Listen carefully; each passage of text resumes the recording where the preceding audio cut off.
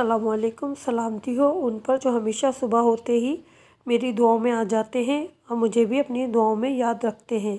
अल्लाह ताला से दुआ है कि आपका दामन हमेशा खुशियों से भरा रहे। आमीन या रब्बुल आलमीन। दोस्तों, अगर आपको मेरी वीडियो अच्छी लगती है मेरे चैनल को लाइक कीजिए, सब्सक्राइब कीजिए, शेयर कीजिए। विलादत मौला कायनात अली इब्न अबी तालिब तमाम लोगों को बहुत बहुत मुबारक हो।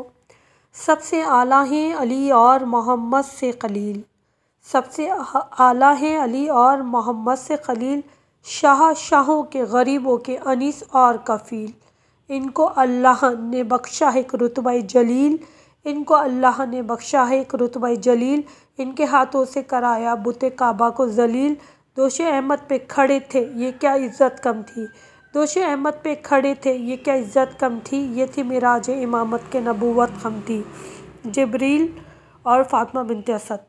फ़ातिमा बिनते असद पुश्ते काबा की सिमत यानी पुश्ते दरवाज़ा की तरफ खड़ी थीं और काबे की सिमत रुख करके दुआ मांग रही थीं कि नागाह वहाँ जितने लोग हाजिर थे सबकी आँखों के सामने इस जगह से काबे की दीवार फट गई और इसमें इस कदर शिगाफ पड़ गया कि फ़ातिमा बिनते असद शिगाफ से वारिद हो जाए और जिब्रील इनको खाने काबा के अंदर ले गए और दीवार दोबारा आपस में मिल गई और फ़ातिमा बिनते असद काबे के अंदर रह गई।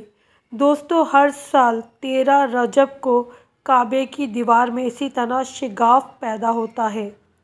ये मोजिज़ा है मौला कायनात अली इब्न अबी तालिब की विलादत का। बस हम दुआ करते हैं कि बारे इलाहा हमें मौला कायनात अली इब्न अबी तालिब की सीरत पे चलने वाला बना दे।